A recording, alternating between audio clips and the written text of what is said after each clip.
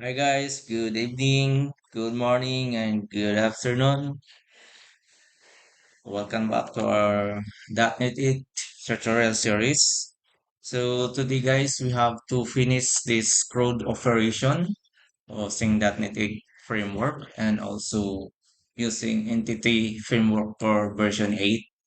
And yeah, if you follow from the first video until to this one, basically we have started a .NET 8 framework and we also did a migration to our migration that actually from our model from as you can see on my screen, for example, this model, also this model, we migrated so it will create the actual table or yeah table in our database. So we are using SQL Server.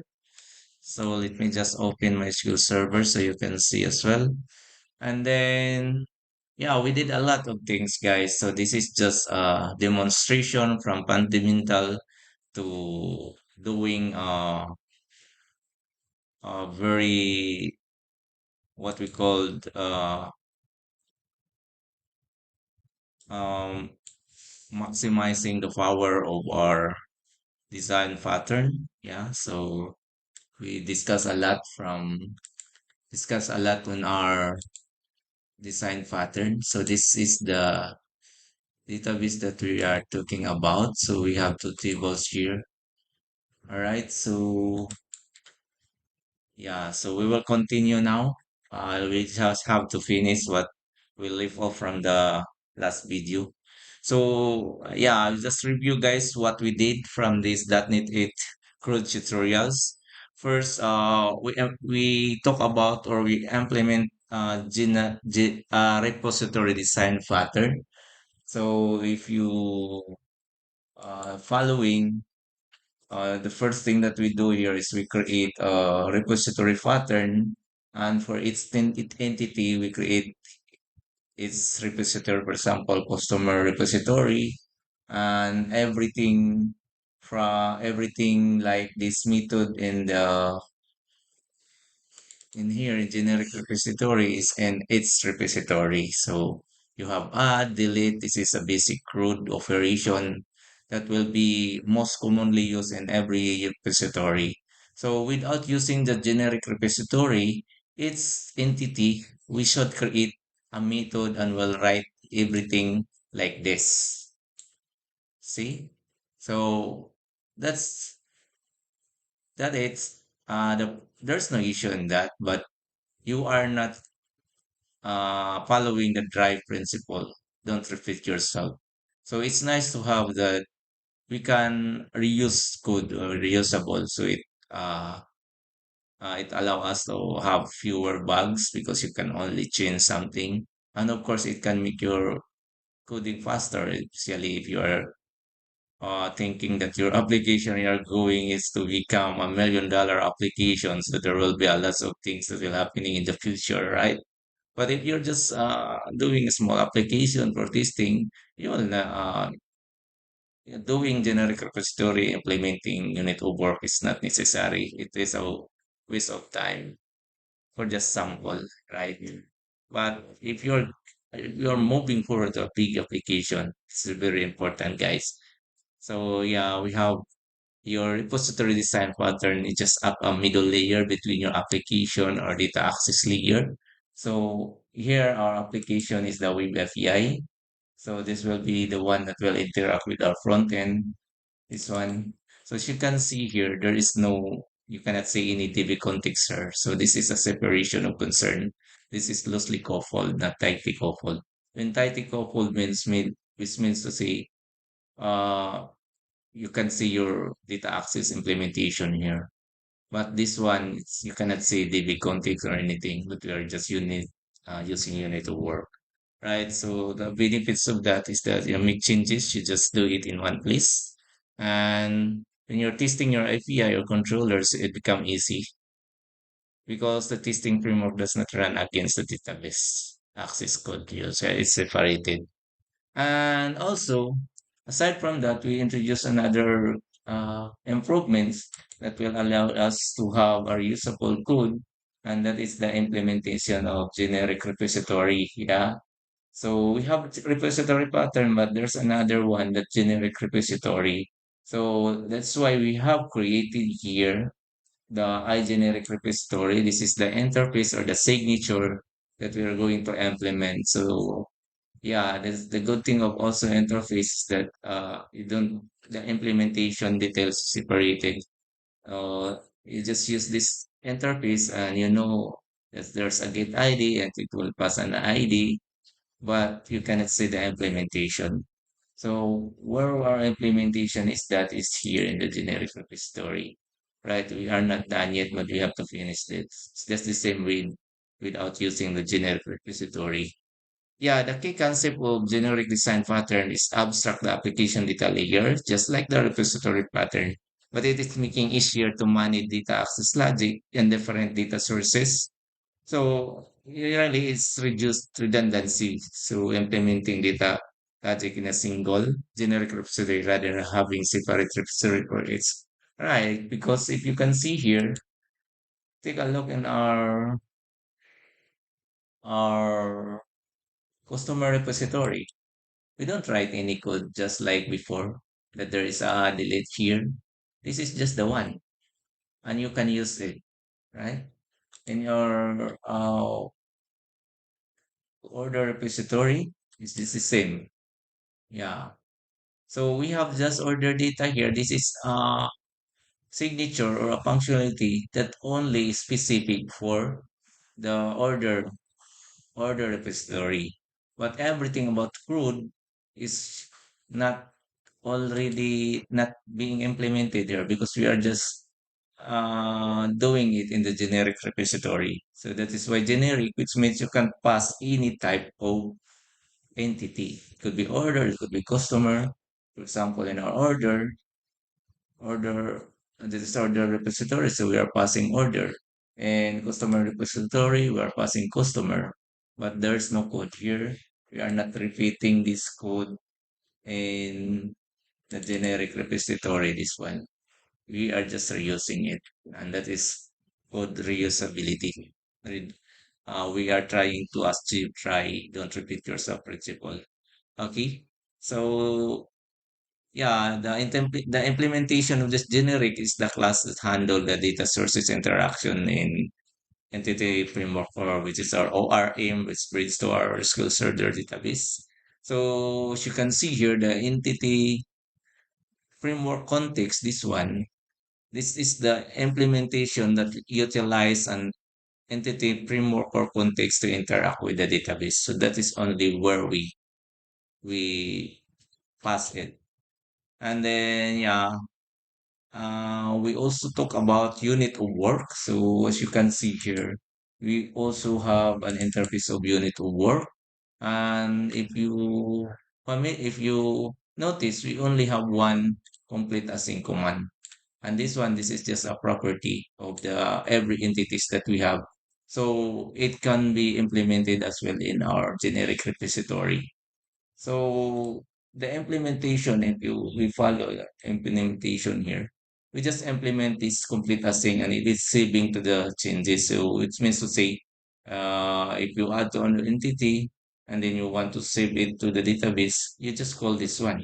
So in real time or in theory, the unit of work refer to a single transaction that involve multiple operation. Like for example here, in your customer controller, you can add customer, you can add orders, and then you can just say you need to work complete async. So you don't do it twice na saving to the database, but it acts as a single transaction. That's the work. That's also the benefits of using unit of work. For specific action, all the transaction like insert, delete, update, and so on are done in one single transaction rather than doing it in multiple database transaction. Yeah. So for example here, we just have an example. Uh, we just have to hardcode here. We will use we are using customer here. So we will use orders. Because new, and then they just have our orders here. This is our the entity orders. So we can just see, for example, Control Shift. So we have created it. You just the time now. Um, yeah, you can pass here like that. Oh no, there's no comma. Oh yeah, okay. Control Shift bar. You can have customer ID, product names, for example. Pass this like that. Okay, so we have to remove this. And so you have your orders now, and you can see await underscores unit of work that orders that add the orders data. And then, yeah, that's adding, and then you only call this one unit of work.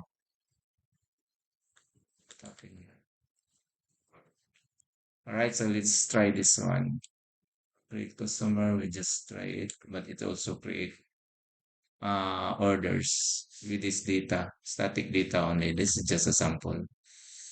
All right, so that's how unit of work will act as a single transaction.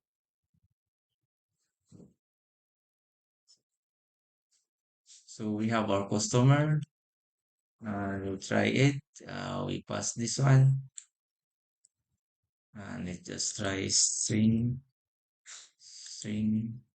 like that. When we execute it, so it will add to the customer.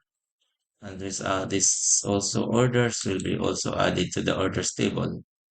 But as you can see here, we have only com one saving. It's only one data DB context save changes async, right? Okay. So yeah, it's done. And then let's try to look at in our database if it's saved in the customer as well as in the orders. So it's saved here. This is the tree. And in the orders, we should have the hard-coded value. Yeah, this is a test. This is the one that we just added. Test. See? So it has a multiple entry, adding in the customer, adding in the orders, but we just save it in the database in one transaction or in only one. We don't see a unit of work customer that save or complete a thing or whatever method name you said early or you define it. Yeah, so that is the work of unit of work design pattern. You also have a dependency injection terms here.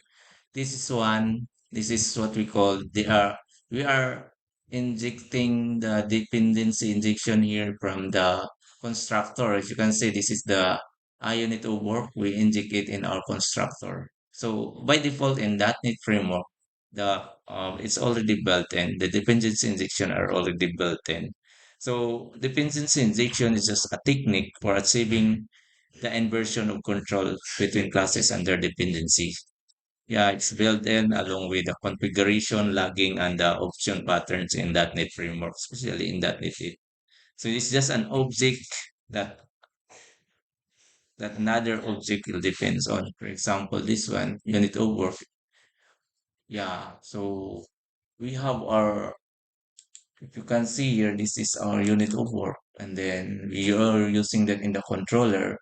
But we also registered its dependency in the service container where we registered is here in the entry point of our program, the program that C is. So this is the one that we registered. So once it's being registered, the injection of the service into the constructor, the class where it is used, for example, is being used in the controller, customer, uh, the framework will take care of the responsibility of creating an instance of that dependency and disposing it when it is no longer needed. So this is how it works, the dependency injection. So you just have to register it in your container like this one. And we have lots of lifetime of the services lifetime. You can add scope and it will create an instant of the class every request. Yeah, and we have also add transcend or add singleton. Add transcend is yeah, we have add singleton. Yeah, we just that's it, just a lifetime. Just like the variable, it's the lifetime. Yeah, so you just continue creating what we live of, guys. So we just review everything for their explanation of what we did. So as you can see here in our unique repository, we are just done with the add. So the delete, we have no implementation yet. So this one, we just see here, since this is asynchronous, we have to add a sync here. And then, yeah, we just say await since this is asynchronous. And the big context that since this is delete, so we have to remove. Yeah, remove async entity. Oh, no, don't do that.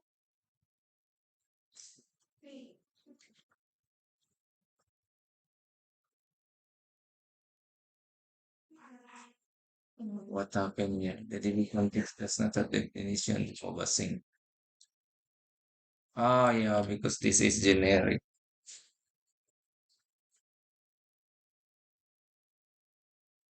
Yeah, so this is generic, so we have to add the setting first. Set, and then yeah, we have what is being passed there, what entity is being passed. For example, if that's the order, so they have to like that. And then it's the time we remove a sync entity. That why is does not contain remove a sync happening. If we context that remove a sync, why is not a sync? Let's remove.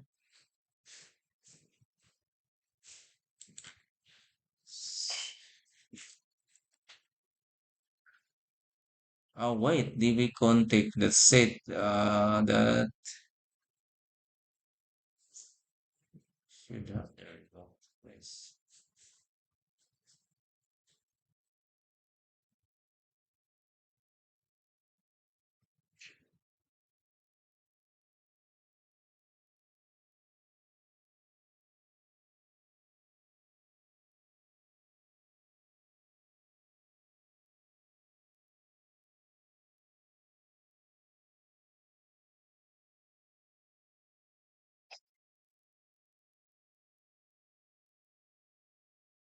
You guys, I think just need to remove. So there's no synchronous for remove. Right, so git all. We can also put a sync here. A sync, and we can just ignorable, so we can just return here db context.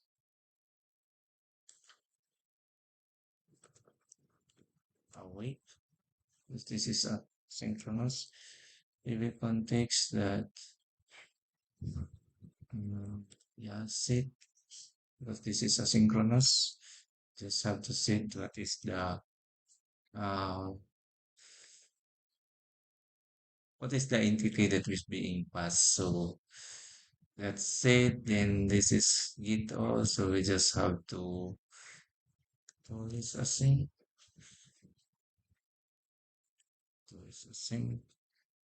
This git all. Yeah, that's it. And then the git by ID. You can just also make this asynchronous. And you can just see. return await and 3B context. That's it. Then the entity that you're going to pass. Oops.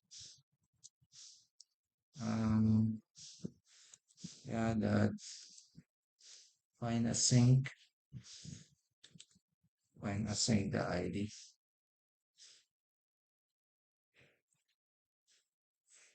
All right, what is this? DB context none. Oh, yeah, this is just possible null. Okay, there's no problem with it. And then the last one is update. So you have to put your async. Um, you can just say await underscore DB context. I'm not good in typing. Underscore DB context. Yeah, we have to set again because we are using generic.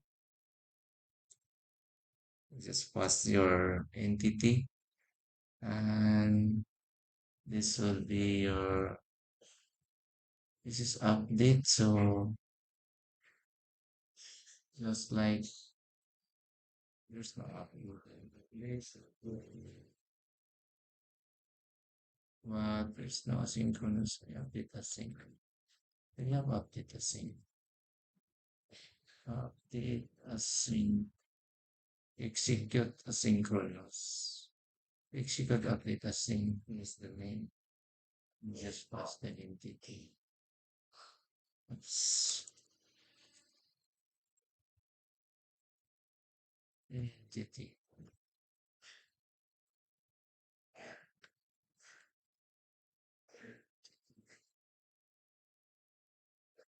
What's the method there? And this is a update async is this is not synchronous update database forwarded entity within the rapid link queue. So this is not link queue. So we can just see what's the right method for this. Update only.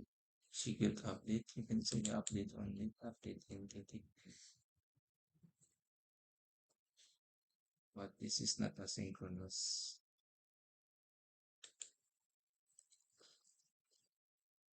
You can just say like that.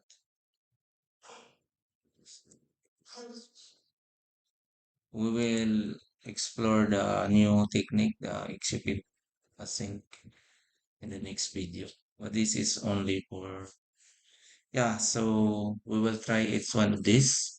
And this is only in generic repository implementation.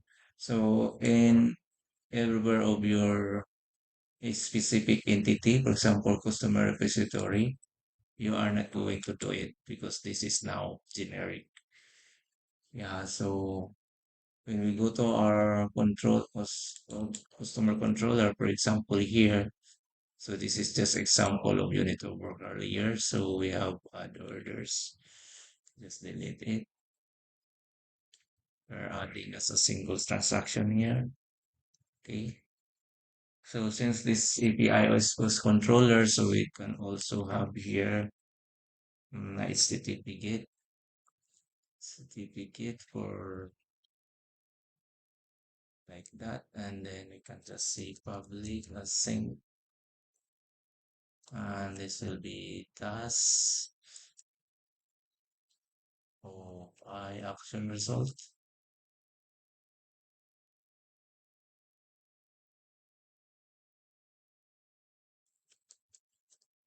and result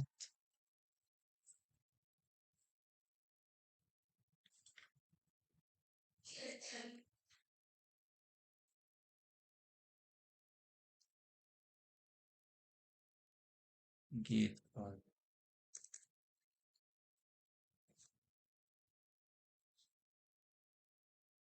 what's happening here. HTTP gate,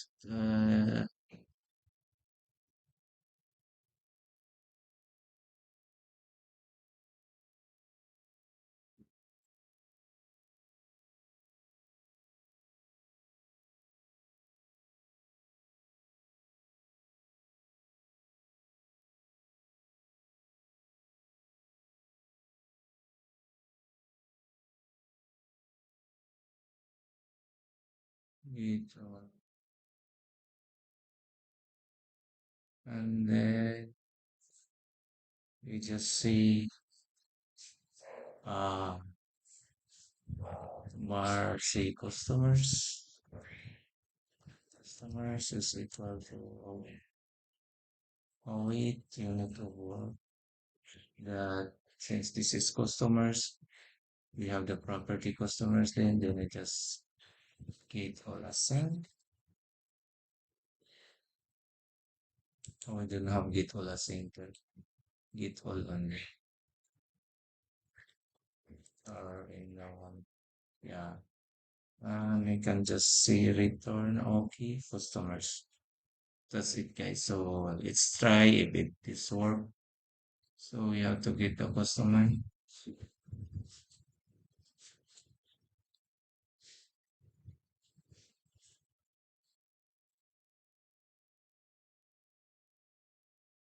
So here we have the get customer, and we try it out.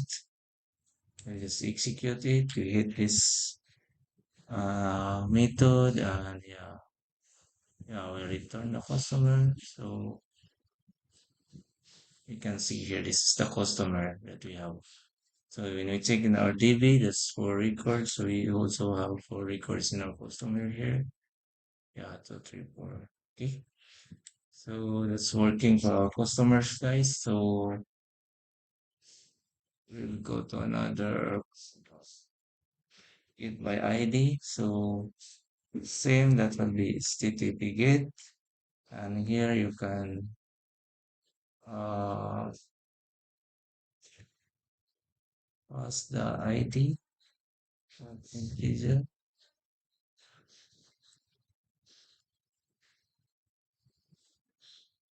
Why is that? This is the one that we do it. Yeah, it should be like that. And we pass here the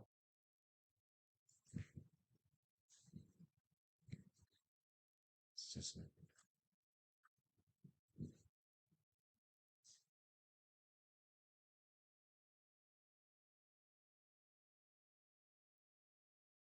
like these guys. And then we pass the element here. Uh, ID of integer 5. I think I can. Oh no, why am I doing it here? This is for the gateway. We should put it here. This is by ID. We're passing ID not with a string, and we have the public method of asynchronous and task of by action result. And then I can see get by ID, and we pass the history customer uh, integer customer ID, like that.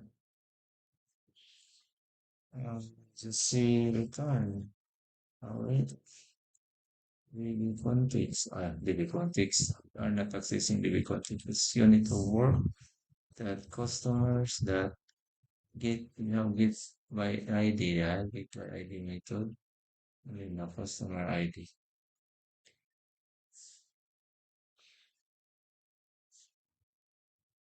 like that. So I'm not returning to this. So it in a variable or customers. And then Return like that. Okay. Okay, so we get by ID. We try this one and let's see if it works. So you see, guys, we have only reusing the unit of work. So you have a laser code. So what's the existing customer ID here? You have three, so we create three. Three, execute. So we hit here and see we return the customers here. Yeah, we got the three. Yeah, that's it, guys. So you can see we're returning three. Okay, our query, I mean our repository customer get by ID is working. And now we can work with the delete. So delete we will be using HTTP delete. And also we are going to pass is just like this also. We're going to pass with ID. So ID we are going to delete. Or we can pass anyway, we can do like this. Public async. Uh,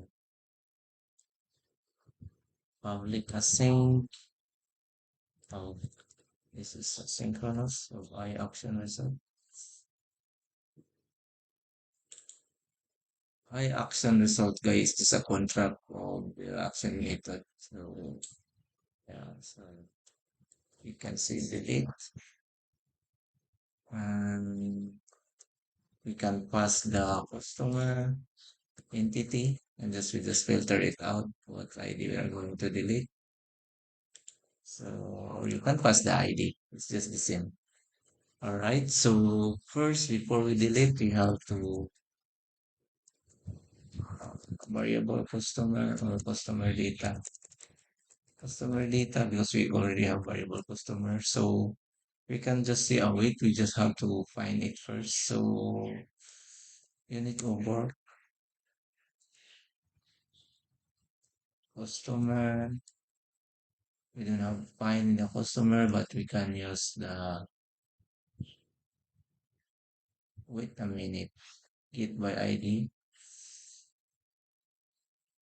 We are not passing the ID here, so we must pass the ID on what ID we are going to delete. So yeah, I think this is better. You have to pass the ID which you are going to delete. ID of integer type.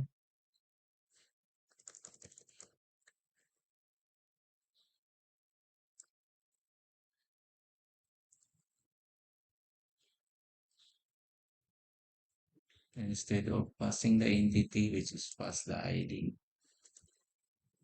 Integer customer ID to delete like that. We can just see customer that get by ID. Yeah, and customer ID. Is yes, get by ID on. And then can just if customer data is not equals to null, then we can just uh, say await unit of work underscore unit of work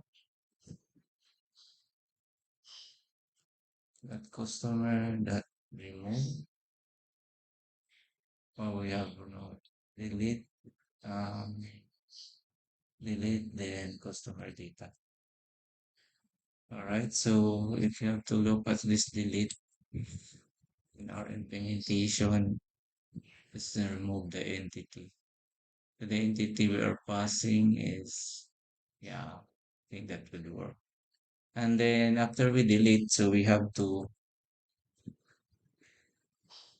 reflect that in the database. So we have to say unit over complete assign to. All right, and then You can just say return okay here. Turn okay. Um, if it's not possible, if no, then just say return what request. Okay,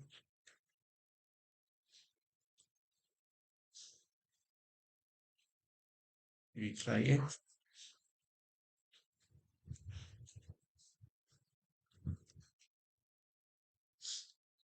So we have the delete here. Now we just try it out. Customer ID we're going to delete. Let's say for example number 6. So you have to delete this number 6. And yeah, we debug it. Customer data we found this is number 6. So we have to delete this data. And yeah, click in the database. So now it's 200. And if we query in our database, number 6 is deleted. So that's it. Yeah, we have the CRUD operation.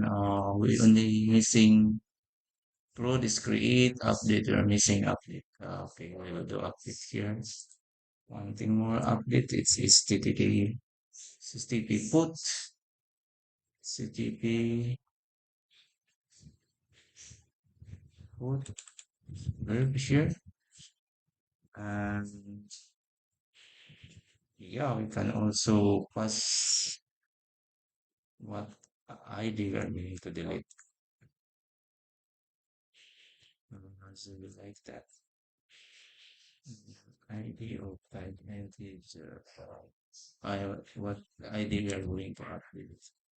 And you can just have a method here, public asynchronous method, same for task I action result, and then you just see update customer, and we just pass the integer customer ID like that. And we can just see bar customer data that you're going to the update. We just find it first, so we can say our wait. We have existing find and you need to work. That is the customer that get ID, get by ID. It's our defined method name, and we just pass there the customer ID. Yeah, so it's found customer is not equals to null. Then same, we can just say customer and assign it uh, customer data. No, trust this. Customer. What is the property of our customer? You can see here customer. Where's the customer? This one. Go to the definition. So we have, for example, customer name. We update this. Why we are not just killing that? It's like so customer name was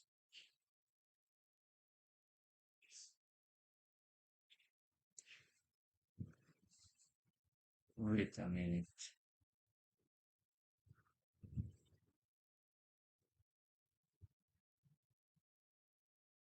This is customer data.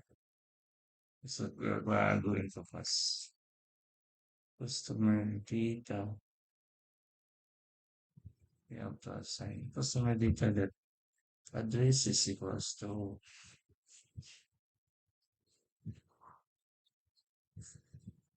we have to pass also our entity here because we cannot find the entity. So we can just see customer that address. That is what we input in the API or Yeah, the entity. So for example, we just update address, and if you're okay with that, then you have to await, you need to work, see update, customer, update, customer data, have to also complete the thing, so it will save on the database, actual database, and you can just say return okay.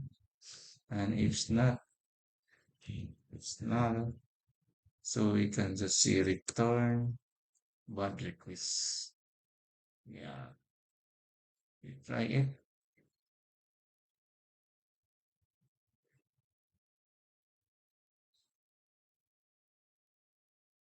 So we have here the update. Try it out. So for example, the update this file, we file, and this is file, and the response body that we are going to update is you have to you are just updating the address, right? So new address. It should be new address now. The other one is we are not updating it. So fine. So we find the data.